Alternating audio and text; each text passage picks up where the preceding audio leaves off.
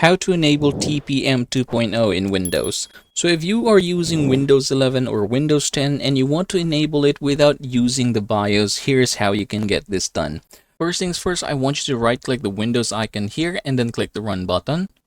Now from here, I want you to go ahead and write here gpedit.msc, and then you are going to go ahead and hit OK.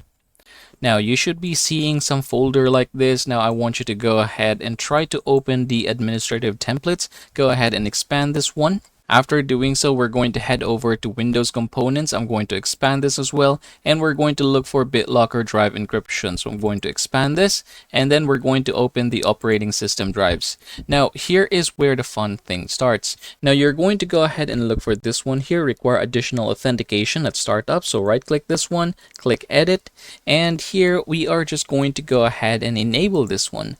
As you can see, if you do that one, you will be able to see here at 2 p.m. configure 2 p.m. startup, and then all the other things here. So basically you are not going to change anything. These are the default here: allow TPM, allow startup pin with TPM, and so on and so forth. So once everything is okay, go ahead and hit apply and click OK.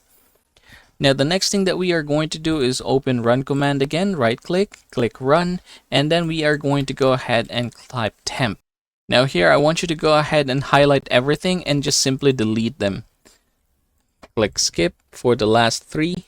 Okay, and then we're going to close this and then right click once again, click run, and then we're going to go ahead and type this one right here. We're just going to go ahead and add percentage for the front and then end part of the word. Click OK once again and then delete everything.